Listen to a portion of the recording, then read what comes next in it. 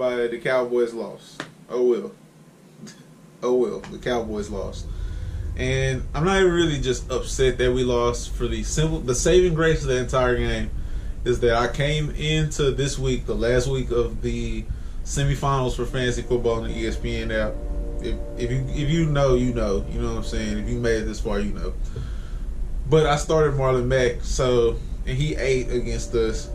But he fumbled. And I know y'all are like, bro, this is my hero review. Why are you talking about the Cowboys? But he fumbled up 23 or 27. I don't even know how many points we lost by. We just got murdered.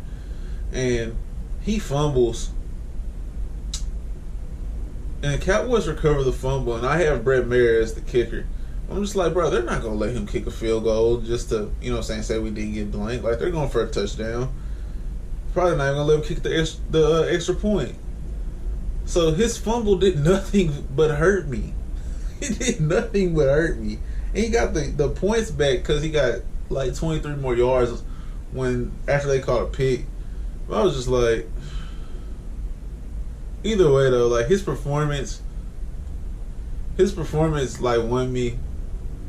It's not over with yet. I still got Mike Thomas playing tonight, and my homeboy I'm playing against, he has the Saints defense playing tonight. But I just need like shootout football. Shootout football would be great tonight. Great. Alright, now that we're past that, and we're into the My Hero review, 4 fire emojis. Bruh, Midoriya is the smartest dumb nigga I've ever encountered. And I hate to say it like that, bruh, but like, so this whole time he's just been like power up, fist, punch. How is your one key trait your intellect on superheroes, yet you've never thought like one? And he's like, bro, it has to be as consistent as breathing. It has to be a part of me. Guess what? You know how you make it a part of you? It's all of you. It is you. And when you're like that, you don't have to worry about redirecting it all. It's already there. All one's already there. Smart dummy, bro.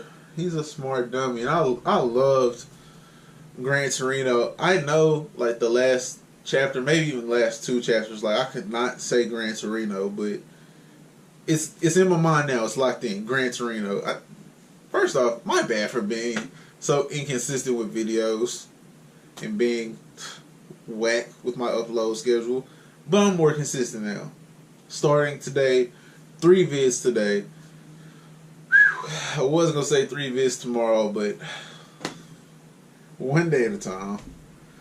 And it's not because I don't enjoy putting up videos, bro. It's the combination of this with work, with working out, trying to, you know what I'm saying, get some weight off, with preparing to go travel to my wife's parents' house, with having my wife, with having my dog, with trying to catch up on anime, and it's football season still. And then, bro, it's just a combination of things where, like, I love doing this, don't get me wrong, because I love the content, and I love creating content for others to be able to see a perspective that could have been different from theirs, that gives them enlightenment. But I don't always have time to do that and stay solid with my other obligations in life.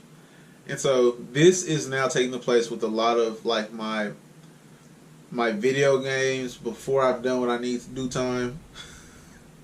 I know y'all are thinking like, bro, what? Like, you just pointed out a whole bunch of things that you've been doing that like are serious, that need your attention. But no, like, I also play video games like in the middle of the day when I get home, like at 5 o'clock after I've taken my dog out. And I'll be like, dang, bro, I need to record. And then my wife's home, and then I have to go do stuff. So, that's not what y'all are here for. Midoriya. Midoriya, this guy. That's what y'all are here for. So, we popped the chapter off with Bakugo and Best Genius, and we're introduced to Best Genius character. He's the number 4 most popular hero. I question if it is the strongest or the most capable hero or the most popular hero. Like, what is this ranking system based off of? I know it's based off popularity, but is it popularity with fans, popularity with the city, just popularity in terms of how, I don't know, Horikoshi wants them to be ranked. Just, we say he's the number 1 hero or he's the number 2 hero, and he's the number 4 hero, but where are they being ranked off of? Either way, that's not pertinent to this right now.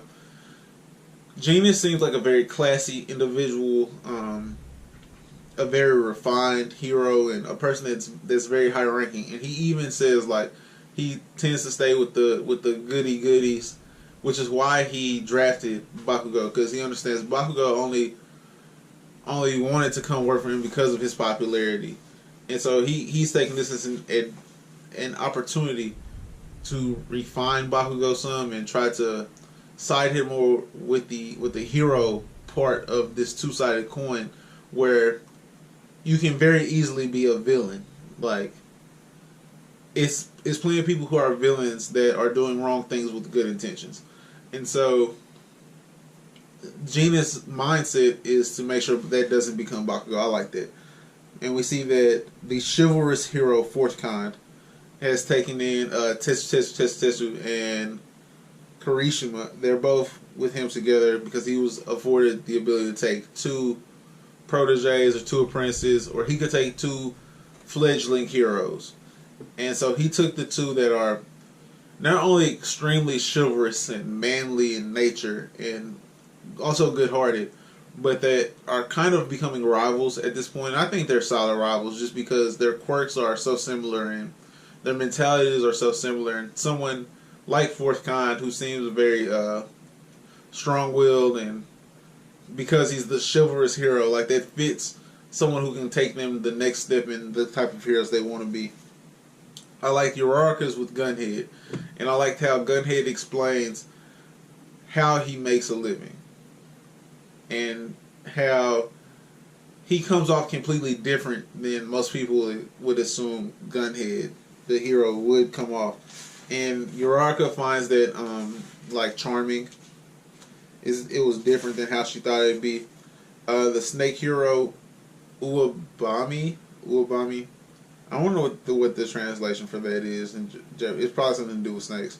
Either way, that is where Momo is, and I have this question: Momo and that other girl from Class B.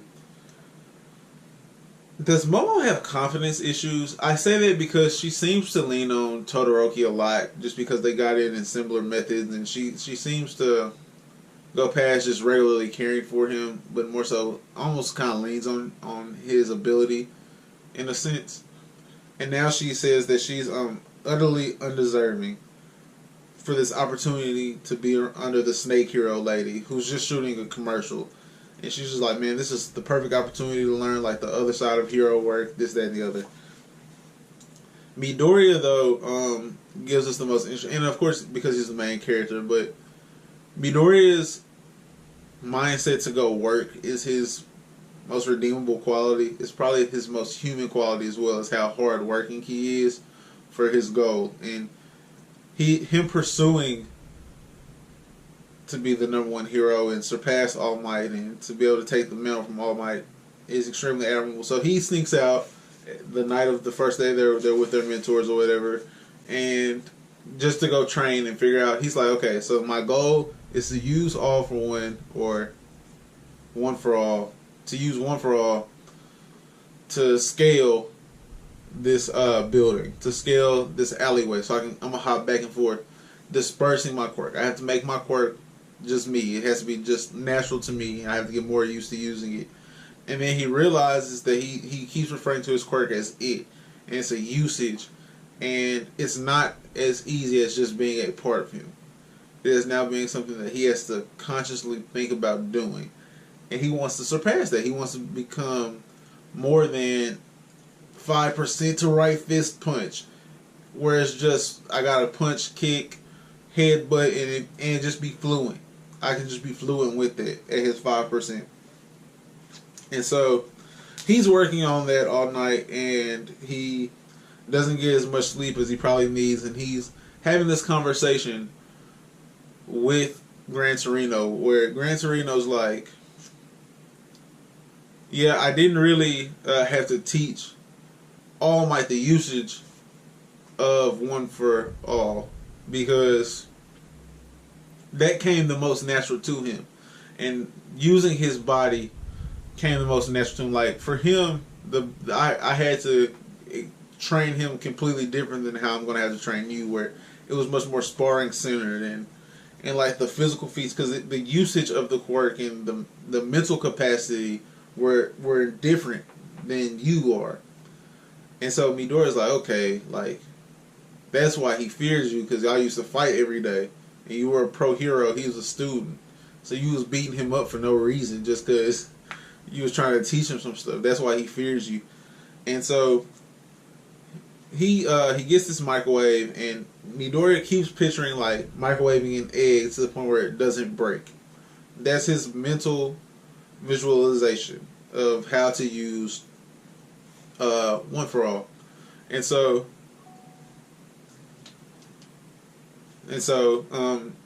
in that moment, he's like, all right, I gotta go all the way till it doesn't pop. And Gran Torino gets this new microwave because last chapter he broke his.